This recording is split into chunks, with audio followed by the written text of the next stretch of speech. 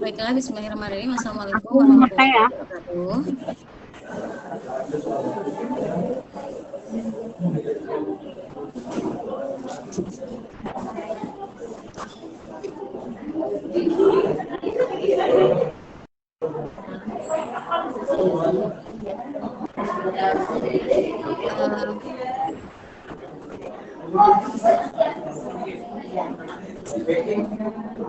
Selamat siang Bapak Ibu, mohon maaf mengganggu waktunya.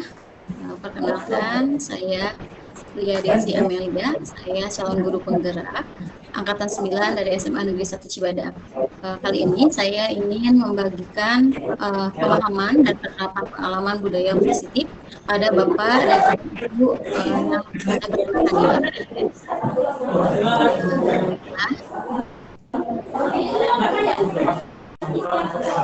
Konsep budaya positif yang akan saya paparkan sekarang itu ada 8 poin. Yang perubahan paradigma belajar, yang kedua disiplin positif, yang ketiga nilai-nilai kebajikan, yang keempat kebutuhan dasar manusia, yang kelimanya motivasi perilaku manusia, selanjutnya ada posisi kontrol guru, kemudian keyakinan kelas dan segitiga restitusi. Selanjutnya di sini ada perubahan paradigma baru atau pembelajaran dengan menggunakan paradigma baru. Nah, dapat dikatakan juga bahwa kurikulum merdeka ini adalah pendidikan yang memerdekakan. Maksud kemerdekaan di sini itu bukan hanya memerdekakan kita sebagai guru, tapi juga memerdekakan siswa sebagai manusia yang memiliki kebutuhan yang sesuai dengan kodrat alam dan kodrat zaman. Kemudian jika kita berbicara tentang paradigma baru, berarti ada istilah paradigma lama. Ya, mungkin Bapak Ibu juga merasa misalnya ketika mengajar kita itu sering mengajar itu dengan metode yang lampau ya, yang tradisional, yaitu mengajar dengan teacher center atau berpusat pada guru. Nah, di mana pembelajaran ini merasa bahwa guru adalah satu-satunya sumber ilmu untuk siswa. Namun, paradigma baru ini adalah paradigma yang dimana pembelajaran itu harus berpusat pada siswa, bukan lagi pada guru. Siswa mampu mencari sumber belajarnya sendiri, dan siswa itu adalah pusat dari segala proses pembelajaran. Di sini ada perubahan paradigma belajar itu adalah pembelajaran dengan paradigma baru, merupakan pembelajaran yang dirancang berdasarkan prinsip pembelajaran berdiferensiasi, sehingga peserta didik belajar sesuai kebutuhannya berdasarkan tahap perkembangan psikologi modern untuk mewujudkan profil pelajar Pancasila. Seperti yang kita ketahui, profil pelajar Pancasila itu ada 5, Bapak Ibu guru. Ada bertakwa kepada Tuhan Maha Esa, kemudian berkebinekaan global, gotong royong, kreatif, bernalar kritis, dan mandiri. Di mana perubahan paradigma baru ini diharapkan mampu mengcover semua profil pelajar Pancasila ini, sehingga tertanam pada peserta didik kita dan menjadi peserta didik yang memiliki profil pelajar Pancasila. Makanya dibutuhkan tadi kegiatan-kegiatan yang memang dikhususkan untuk peserta didik kita yang berbasis pada peserta didik.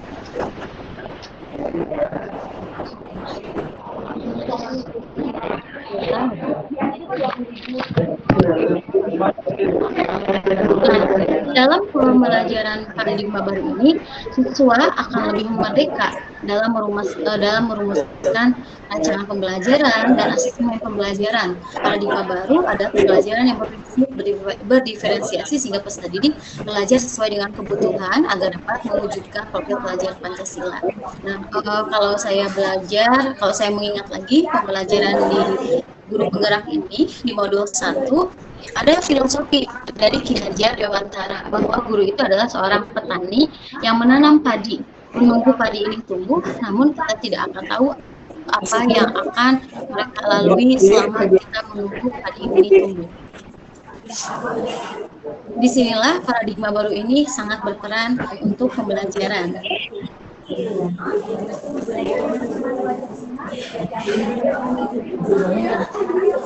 Di paradigma baru ini mengajarkan bahwa kita sebagai guru itu harus menyesuaikan pembelajaran dengan kebutuhan siswa atau sesuai dengan kodrat alam dan kodrat zamannya. Maksudnya apa? Kodrat alam adalah kita, guru itu harus menuntun siswa sesuai dengan lingkungan sekitarnya. Dan kodrat zaman itu disesuaikan dengan zaman dari waktu ke waktu perubahannya. Misalnya, kita kan mengajar sekarang di, misalnya kita mengajar di lingkungan yang sekolah kita itu notabene rakyat di sekitarnya atau masyarakat di sekitar itu sebagai pengusaha atau karyawan. Maka kita harus memberikan pelajaran-pelajaran soft skill untuk peserta didik kita, bagaimana nanti caranya mereka menyesuaikan diri dengan lingkungan kita. Dan kita sekarang sedang ada di zaman 4.0 ya, atau Society 4.5.0, di mana anak-anak itu harus bisa berdigitalisasi.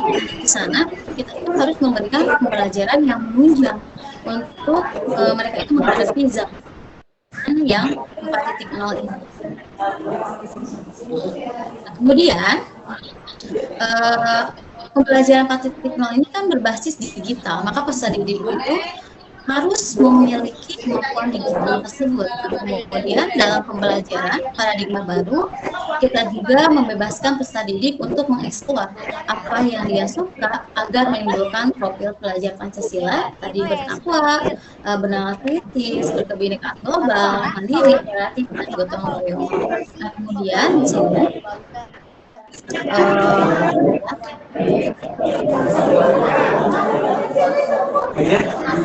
dalam paradigma baru ada istilah miskonsepsi teori kontrol. Maksudnya, di mana kita sebagai guru selalu berilusi bahwa kita itu bisa mengontrol peserta didik kita. Berilusi juga bahwa semua penguatan positif efektif dan bermanfaat. Ilusi bahwa kritik dan membuat bersalah itu mampu menguatkan karakter siswa. Ilusi bahwa orang dewasa itu berhak memaksa. Namun sebetulnya kita itu dalam mewujudkan pendidikan dalam paradigma baru ini harus mengubah paradigma kita. Terlebih dahulu di mana kita merasa kebutuhan manusia itu tidak akan sama. Ya. Di mana misalnya saya membutuhkan A, mungkin Bapak Ibu guru juga membutuhkan B, C, dan sebagainya. Sama seperti anak didik kita. Anak didik kita tidak semuanya sama, maka jangan menyamaratakan kebutuhan anak didik kita. Misalnya si A itu membutuhkannya A, si B membutuhkannya D, si E membutuhkannya Z. Jadi setiap manusia memiliki kebutuhan yang berbeda. Kemudian di sini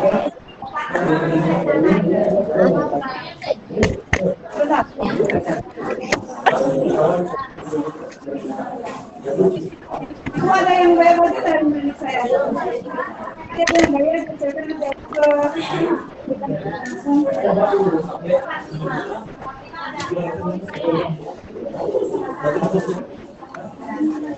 selanjutnya, persepsi kita itu sebagai manusia akan selalu berbeda. Saya akan berpikiran A, Ibu Bapak yang tadi berpikiran B dan sebagainya.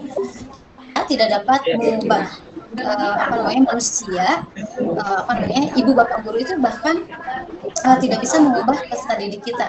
Nah, tidak hanya itu ya, mungkin kita dalam Al-Quran saja dijelaskan di sana bahwa Allah tidak akan mengubah suatu kaumnya jika kaumnya tidak ingin mengubah dirinya sendiri.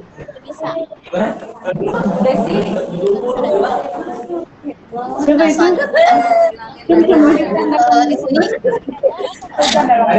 cara kita lakukan agar mengubah agar tidak miskonsepsi, kita harus mengubah cara pandang kita, cara kontrol kita. Ini berlaku untuk siswa, apalagi siswa kita yang merupakan siswa usia remaja yang mengalami masa labil atau istilah sekarang mungkin yang gaul-gaulnya itu tantrum ya. Nah, di mana anak-anak ini hanya mereka yang yang dapat mengontrol diri mereka sendiri. Peran kita hanya menuntun anak tersebut untuk dapat mengontrol dirinya. Jadi kita itu bukan pusat dari segalanya, bukan kita yang bisa mengontrol siswa-siswi kita, tapi mereka sendiri yang bisa mengontrol diri mereka. Kita itu hanya sebagai penuntun saja, di mana kan tadi saya katakan filosofi Ki Hajar Dewantara itu guru itu berperan sebagai pengontrol, bukan penuntun, bukan orang yang harus jadi serba tahu. Kemudian, nah Bapak selanjutnya di sini ada sebentar. Di sini ada mengubah paradigma stimulus respon ke pendekatan teori kontrol ya, Bapak Ibu. Yang pertamanya di sini ada kebutuhan kita itu sama yang tadi saya jelaskan ya, kebutuhan manusia itu berbeda. Setiap manusia akan memiliki kebutuhan yang berbeda-beda. Semua orang akan melihat hal yang berbeda, tidak karena kita berbeda orang maka akan berbeda pendapat. Misalnya saya dengan Ibu akan memiliki pemikiran yang sama. Kita pasti akan memiliki pemikiran yang berbeda. Kemudian kita itu selalu, tadi saya katakan, kita itu selalu ingin mengubah cara pandang orang untuk mengikuti kita. Padahal itu salah. Yang harus kita lakukan adalah bagaimana caranya kita memahami cara pandang orang tersebut untuk menjadi di sini untuk supaya kita itu menghargai yang perbedaan di dunia ini ya. Kemudian di sini pun miskonsepsinya adalah perilaku buruk itu dipandang sebagai suatu kesalahan. Namun sebetulnya setiap perilaku buruk itu memiliki tujuannya.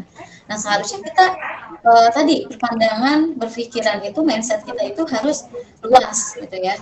Jangan jangan kita merasa ya kita segalanya. Ketika anak melakukan kesalahan kita langsung menjudge dia itu salah. Dan sebetulnya kita itu bisa berpikiran bahwa semua yang mereka lakukan itu memiliki tujuan. Yang selanjutnya ada hanya Anda yang bisa mengontrol diri Anda. Seperti yang saya katakan tadi, hanya diri kita yang bisa mengontrol kita. Di mana ketika ada seorang anak mungkin melakukan kesalahan, kita ingin sekali dia itu benar gitu. Namun kita tidak bisa mengontrol anak tersebut. Karena apa? Karena tadi hanya manusia tersebut yang bisa mengontrol dirinya sendiri. Kemudian di sini ada kolaborasi dan konsensus menciptakan pilihan-pilihan baru. Dan di sini mungkin ada biasanya kita melakukan yang pemaksaan ada pada saat rujukan gagal. Biasanya kita itu memaksa anak. Nah, ayo kita sekolah, kamu itu harus dapat kamu itu tidak boleh kesiangan misalnya. Kemudian anak tersebut masih kesiangan nih. Biasanya kita akan menggunakan ancaman-ancaman. Dan sebetulnya itu sudah tidak dengan hidup kodat kita harus menggunakan pilihan-pilihan baru. Nanti pilihan-pilihan barunya kalau dalam kelas bisa menggunakan keyakinan kelas. Kemudian di sini kita itu selalu berpikir menang atau kalah. Kalau ada yang menang pasti akan ada yang kalah. Ya Bapak Ibu mungkin ini harus kita garis bawahi. Kita bukan sedang ada yang menang dan kita ini sedang kita ini sedang menanam padi. Ya. Jadi model pemikiran kita yang harus diperbaiki adalah model pemikiran menang dan menang. Ini kalau tidak salah ada di bukunya Hufay yang Seven Habits, di mana kita itu harus berpikiran menang dan menang, bukan menang dan kalah. Ya, jadi kita harus membuat keputusan itu yang disetujui oleh anak-anak, yang bisa ditaati oleh anak-anak, sehingga anak-anak itu merasa ketika melakukan keputusan-keputusan itu mereka juga ikut andil dalamnya. Jadi mereka tidak ada kekecewaan di dalam dirinya. Selanjutnya pembahasan selanjutnya itu adalah Pembahasan selanjutnya adalah disiplin positif. Nah, disiplin positif itu apa? Disiplin positif itu, disiplin berasal dari kata disiplina yang berarti belajar. Disiplin mengacu pada disiplin diri yang memiliki tanggung jawab terhadap apa yang dilakukan berdasarkan nilai-nilai yang diyakini. Disiplin positif merupakan salah satu cara penerapan disiplin yang bertujuan untuk menumbuhkan kesadaran serta memberdayakan peserta didik tanpa imbalan atau penghargaan atau reward, ancaman atau hukuman. Ya, kemudian sebagai pendidik, tujuan kita adalah menciptakan peserta didik yang memiliki disiplin diri, sehingga mereka berperilaku mengacu kepada nilai-nilai kebajikan universal dan memiliki motivasi intrinsik dan dalam perubahan perilaku ke arah yang lebih baik. Jadi disiplin positif ini akan mengacu adanya perubahan secara atau motivasi secara intrinsik. Ya, yang kita tahu intrinsik itu kan berarti dalam diri mereka ya. Nah, maksud dari di sini ada ke arah yang lebih baik itu adalah mereka dapat menghargai dirinya dan juga orang lain. Ya, lebih tepatnya mungkin profil pelajar Pancasilanya terwujud dalam diri mereka. Selanjutnya di sini ada nilai-nilai kebajikan yang tadi disinggung dalam disiplin positif. Nilai-nilai kebajikan itu adalah nilai yang disepakati bersama terlepas dari suku, bangsa, agama, bahasa maupun latar belakangnya. Contohnya nilai kebijakan institut atau organisasi. Nah, di sini ada karena kita sedang ada di kurikulum Merdeka, jadi nilai kebajikan kita itu tercover di dalam profil pelajar Pancasila, di mana ada beriman dan bertakwa kepada Tuhan Yang Maha Esa, berakhlak mulia, berkebinekaan global, gotong royong, mandiri, kreatif, dan bernalar kritis. Kemudian dari profil pelajar Pancasila ini bisa dijabarkan seperti berkebinekaan global itu berarti nantinya menjadi toleransi, kemudian rasa hormat, integritas, mandiri, menghargai, antusiasisme, kemudian empati, keingintahuan, kreativitas, kerjasama, percaya diri, dan komitmen. Ini ada penjabaran dari P5, yang bukan P5, profil pelajar Pancasila. Kemudian, profil pelajar Pancasila ini setelah diturunkan menjadi primary year program, itu menjadi keterampilan hidup untuk peserta didik kita.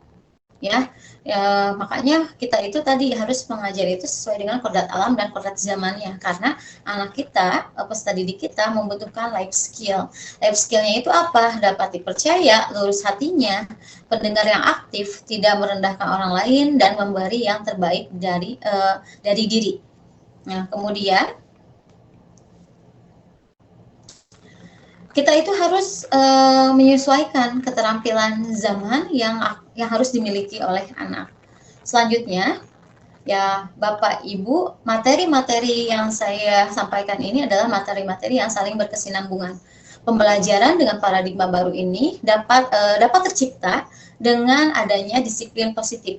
Guna memenuhi disiplin positif ini dan tercapainya paradigma baru ini, maka kita harus mengetahui kebutuhan dasar manusia. Di mana kebutuhan dasar manusia ini adalah segala sesuatu yang kita lakukan untuk mendapatkan yang kita inginkan. Seluruh tindakan yang kita lakukan memiliki tujuan tertentu, dan semua usaha terbaik yang kita lakukan adalah dalam rangka agar kebutuhan dasar kita terpenuhi dengan baik. Nah, selanjutnya, apa sih kebutuhan dasar manusia itu sebetulnya? Nah, di sini ada 5 kebutuhan dasar manusia. Yang pertama ada kebutuhan bertahan hidup, di mana kebutuhan bertahan hidup ini indikatornya adalah kita sebagai manusia membutuhkan makan, membutuhkan pakaian, membutuhkan tempat tinggal, keamanan, dan kesehatan. Nah, kemudian membutuhkan kasih sayang. Ya, kasih sayang ini maksudnya apa? Rasa ingin diterima, dipedulikan, berbagi, kerjasama, menjadi bagian dalam kelompok. Kemudian ada penguasaan, di mana penguasaan ini indikatornya ada harga diri, keinginan untuk dianggap, memimpin, berprestasi, diakui, dan didengar. Mandiri memiliki pilihan, kebebasan. Di sini kebebasan itu indikatornya adalah mandiri, memiliki pilihan, mencoba hal yang baru, mampu mengendalikan arah dirinya. Bermain, kemudian kesenangan itu indikatornya ada bermain, humor, antusiasme, dan tertawa. Nah, kita sebagai guru harus mampu memberikan 5 kebutuhan dasar manusia ini untuk peserta didik kita. Contohnya bertahan hidup. Kita memberikan rasa keamanan dan kenyamanan pada peserta didik kita ketika mereka ada di sekolah ya. Kemudian memberikan rasa kasih sayang dan rasa diterima. Ya, anak-anaknya dipedulikan, bekerja sama dengan anak, kemudian anak dijadikan bagian dari sebuah kelompok, diajak diskusi dan sebagainya. Penguasaan. Di sini ada anak-anak itu diberikan pengakuan, didengar, mereka berkeluh kesah kita dengar dan sebagainya. Ada kebebasan. Anak-anak ini dapat memilih tanpa kita tanpa kita arahkan, mereka bisa memilih, bisa tahu apa yang harus mereka lakukan. Kemudian dalam mengajar juga sepertinya kita harus memberikan sedikit ya humor agar anak-anak mendapatkan kebutuhan dasarnya, yaitu tertawa, mendapatkan humor dan bermain. Selanjutnya ada ini, motivasi perilaku manusia. 5 kebutuhan dasar tadi itu berhubungan dengan motivasi perilaku manusia. Ya, motivasi yang kebutuhan manusia ini adalah motivasi intrinsik. Nah, kenapa hanya motivasi intrinsik saja? Karena motivasi intrinsik ini adalah motivasi yang menjadikan orang yang mereka inginkan, menjadikan orang ini menjadi orang yang mereka inginkan dan menghargai diri sendiri dengan nilai-nilai yang mereka percaya. Peserta didik melakukan kebajikan bukan untuk dipuji, tapi untuk menghargai dirinya sendiri dengan nilai yang mereka percaya. Berbeda dengan yang ekstrinsik nih. Yang ekstrinsik ini motivasinya itu kan dari luar, sehingga mereka itu melakukan kebaikan untuk menghindari ketidaknyamanan atau hukuman, untuk mendapatkan imbalan atau penghargaan. Contohnya misalnya seperti ini, ibu bapak kan ke sekolah membawa motor, otomatis ibu bapak akan menggunakan helm. Ya, ketika ibu bapak ini ditanya kenapa ibu dan bapak menggunakan helm, karena mengikuti aturan. Berarti itu motivasinya motivasi ekstrinsik. Tapi kalau jawabannya saya menggunakan helm karena saya menjaga kepala saya atau tubuh saya ketika nanti takutnya terjadi kecelakaan, itu adalah motivasi intrinsik, di mana ibu bapak itu ya menggunakan helm bukan karena ada aturan, tapi karena memang datang dari dasar pemikiran sendiri atau dari dirinya sendiri. Nah, diharapkan juga anak-anak atau peserta didik kita itu mampu seperti ini. Mereka menjadi yang mereka inginkan. Contohnya, ada anak yang selalu kesiangan. Nah, kemudian kita berikan hukuman. Esok harinya dia tidak akan kesiangan lagi. Itu motivasinya ekstrinsik, karena dia takut untuk dihukum lagi. Tapi kalau misalnya dia kesiangan, ibu bapak berikan hukuman, kemudian hukumannya itu misalnya ya nanti kita akan bahas tentang hukuman. Ini hukumannya itu semisalnya anak ini diajak untuk berbicara dulu lah. Kita cari tahu dulu alasannya kenapa dia kesiangan seperti apa. Kemudian kita berikan pemahaman pada anak tanpa misalnya menghukum mereka. Karena hukuman itu dalam budaya positif bukan hal yang baik seperti itu. Nah, maka esok harinya nih anak kemudian datangnya tepat waktu. Nah, ketika ditanya, kenapa kamu tepat waktu? Karena saya ingin belajar disiplin, misalnya seperti itu. Itu adalah motivasi intrinsik, di mana motivasi itu keluar dari dirinya. Dia ingin menghargai dirinya sendiri. Selanjutnya, untuk mewujudkan disiplin positif ini, mungkin kita juga berpikir agar terwujud, maka kita harus menerapkan hukuman. Nah, ternyata tadi saya katakan, hukuman itu sudah mungkin tidak relevan lagi dengan keadaan zaman sekarang. Nah, makanya di sini saya akan bahas tentang hukuman, konsekuensi, dan restitusi. Hukuman itu apa? Hukuman itu, hukuman itu di mana kita itu membuat sebuah peraturan yang tidak direncanakan atau tiba-tiba. Kemudian murid tidak tahu apa yang akan terjadi, tidak dilibatkan juga dalam pembuatannya, kemudian bersifat satu arah, lalu berupa hukuman fisik atau fisikis. Selanjutnya ada konsekuensi. Konsekuensi itu mungkin menurut Bapak Ibu lebih mudah ya. Kadang-kadang kita berpikir, nah kalau kamu melakukan kesalahan, kita buat keyakinan kelas misalnya. Nanti kalau kamu melakukan kesalahan, konsekuensinya ini ya. Nah, itu juga sebetulnya tidak relevan juga. Nah, di sini konsekuensi itu apa? Terencana dan disepakati sesuai dengan peraturan, tapi murid tetap tidak dibuat murid ini dibuat tidak nyaman karena tadi ada hukumannya. Konsekuensi itu ya secara garis besar mungkin lebih lebih halusnya dari hukuman. Kemudian sikap guru selalu memonitor murid. Selanjutnya ada restitusi. Apa sih restitusi itu? Restitusi adalah proses pengembalian pada sesuatu yang bentuk awal. Nah, restitusi itu adalah proses menciptakan kondisi bagi murid untuk memperbaiki kesalahannya.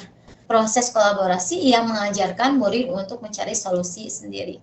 Nah, untuk restitusi ini dalam menstabilkan hukuman, kita mungkin bisa menggunakan restitusi ini karena tadi restitusi ini memiliki arti mengembalikan sesuatu pada bentuk yang awal seperti itu. Nah, selanjutnya di sini menciptakan pembelajaran dengan paradigma baru itu kan kita tadi sudah mengenal disiplin positif. Untuk memenuhi paradigma baru ini dan menciptakan disiplin positif, kita harus tahu kebutuhan manusia. Nah, untuk kita juga guru harus memiliki posisi kontrol atau fungsi kontrol, di mana posisi kontrol guru itu ada 5. Yang pertama ada penghukum, yang kedua pembuat bersalah, yang ketiganya teman, yang keempatnya pemantau, dan ada manajer. Nah, apa sih penghukum itu? Nah, penghukum itu seseorang, posisi kontrol guru sebagai penghukum itu adalah posisi di mana guru ini bisa menggunakan hukuman fisik ataupun verbal. Orang-orang yang menjalankan posisi hukuman ini senantiasa mengatakan bahwa sekolah memerlukan sistem atau alat yang dapat lebih menekan murid agar lebih dalam lagi. Jadi murid nanti akan lebih tertekan. Kemudian di sini ada percakapannya. Nah, kalau penghukum biasanya akan menghukum dengan sesuatu yang tidak relevan. Misalnya saya di pembelajaran bahasa Indonesia, ada anak yang kesiangan, kemudian saya menghukum dengan hormat pada bendera selama 1 jam. Itu tidak relevan.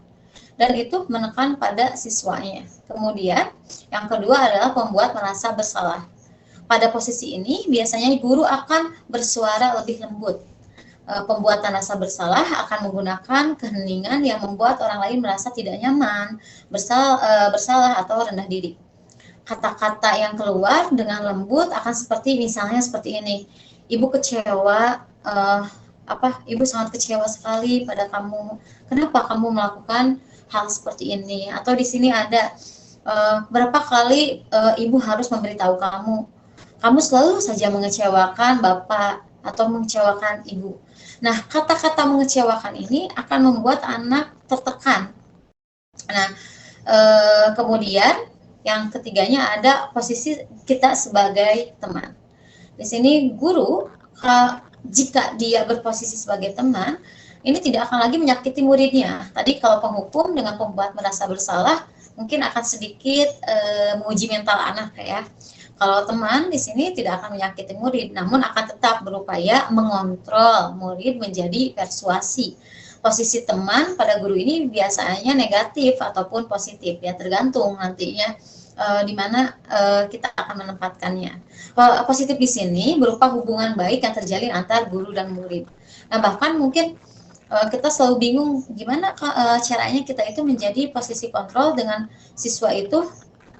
Kita kalau menjadi teman, mungkin anak-anak akan menunjuk pada kita. Tetap menjadi teman pun harus ada batasan-batasannya, Bapak Ibu. Kita tetap memberitahukan pada mereka cara berkomunikasi dan lain sebagainya. Kemudian di sini positif merupakan hubungan yang baik yang terjalin antara guru dan murid, di mana posisi teman ini menggunakan hubungan baik dan humor biasanya di dalamnya. Yang saya amati di sekolah kita sudah banyak bapak ibu guru ini yang posisi kontrolnya sudah sebagai teman, di mana ketika anak melakukan kesalahan untuk mencari tahu atau menerapkan segitiga restitusi, mereka mengatakan pada anaknya, ayo bantu bapak demi kamu loh ini misalnya. Kemudian kalau tidak, ayo dong ikutin aturan sekolah, masa mau kayak gini terus tolong bantu ibu ya, sekali ini aja. Itu kan bahasanya lebih interaktif ya dengan anak, tidak seperti yang tadi yang merasa bersalah. itu tidak interaktif. Kalau menjadi teman, mungkin anak mau terbuka pada kita. Selanjutnya ada pemantau. Nah, maksud pemantau di sini apa? Berarti mengawasi. Ya, kita ini sebagai pengawas, di mana orang-orang yang kita awasi itu ya siswa-siswi kita. Nah, berdasarkan kita itu harus tahu pemantau itu ada peraturan-peraturannya dan sesuaikan dengan konsekuensi. Dengan pemantau ini biasanya menggunakan kata-kata seperti ini. Kamu sudah melanggar peraturan sekolah, kamu tahu konsekuensinya, jadi tanyakan lagi konsekuensinya apa. Kemudian misalnya apa yang telah kamu lakukan nih, itu adalah pemantau ya. Kemudian yang terakhir ada posisi manajer. Nah, mungkin posisi manajer ini posisi yang paling baik yang harusnya kita miliki sebagai seorang guru, di mana posisi manajer ini adalah posisi guru itu berbuat sesuatu bersama dengan murid, mempersilahkan murid mempertanggungjawabkan perilakunya, mendukung murid agar dapat menemukan solusi atas permasalahannya sendiri. Seorang manajer telah memiliki keterampilan di posisi teman maupun pemantau. Jadi manajer itu sudah mengikat dua posisi nih, teman dan pemantau, sehingga anak itu mungkin lebih nyaman ketika berbicara dengan kita. Nah, kemudian dengan demikian bisa jadi sewaktu-waktu si kedua posisi ini akan kembali pada posisinya. Jadi ketika ibu bapak menjadi manajer, mungkin saja tiba-tiba nanti di pertengahan akan menjadi teman, tiba-tiba akan menjadi pemantau. Jadi posisi ini itu akan saling berkaitan. Manajer itu pasti akan berkaitan dengan teman dan pemantau. Selanjutnya di sini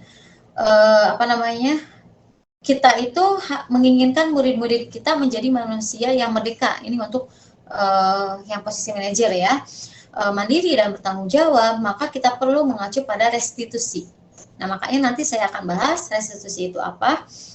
Restitusi ini untuk apa? Untuk menjadikan murid kita seorang manajer bagi dirinya sendiri. Karena kan tadi restitusi itu mengembalikan sesuatu ke bentuk semula. Nah, kemudian di sini kalau kita berperan sebagai manajer, ketika kita melakukan restitusi, kita akan mengatakan seperti ini. Di sini ada apa kamu tahu kesalahan kamu, kira-kira bagaimana cara kamu memperbaiki kesalahan itu. Di sana kan sudah ditanyakan pada anak untuk mengeksplor bagaimana solusi dari permasalahan yang mereka buat. Seperti itu Bapak Ibu guru. Selanjutnya di sini ada keyakinan kelas. Nah, keyakinan kelas sendiri itu apa? Keyakinan kelas ini untuk menjalankan budaya positif ini kita membutuhkan keyakinan kelas, bukan peraturan lagi Bapak Ibu. Kita kesampingkan kata-kata peraturan ini, kita ganti menjadi keyakinan kelas. Keyakinan kelas itu adalah sebagai acuan dari disiplin positif tersebut. Keyakinan kelas ini metode untuk menimbulkan kembali disiplin positif yang didasari oleh motivasi dari dalam dirinya. Implementasi keyakinan kelas dilatar belakangi bahwa ditemukannya beberapa murid yang masih diinginkan untuk melakukan tindakan kebajikan atau kedisiplinan. Jadi keyakinan kelas ini dibuat oleh guru bersama-sama dengan murid dari pemikiran murid. Makanya di sini ada keyakinan kelas itu bersifat abstrak. Kenapa abstrak? Karena berdasarkan dari pemikiran-pemikiran anak-anak. Contohnya, kita mengajar di sekolah itu kan rata-rata satu kelas itu 36 siswa. 36 siswa ini akan memiliki 36 pemikiran yang abstrak tentang keyakinan kelas. Mungkin yang satu ingin kelasnya bersih, yang satu ingin kelasnya wangi, yang satu lagi ingin kelasnya nyaman, dan sebagainya. Makanya itu bersifat abstrak ya. Kemudian berupa pernyataan universal atau yang dapat dipatuhi oleh seluruh warga kelas. Ya, kemudian dibuat dalam pernyataan positif. Nah, Bapak Ibu, ketika kita membuat keyakinan kelas, diharapkan kita menggunakan kalimat-kalimat positif. Nah, tadi saya membaca terlebih dahulu penelitian-penelitian sebelumnya. Ada menurut Newberg dan Wellman, ketika kita membuat sesuatu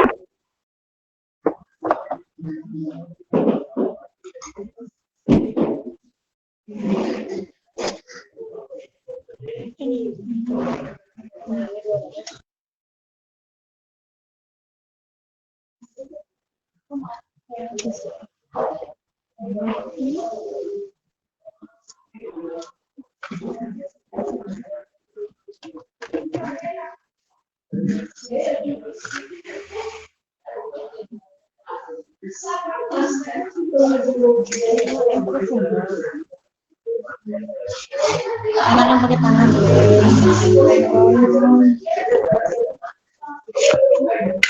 Oh, dari Zoom.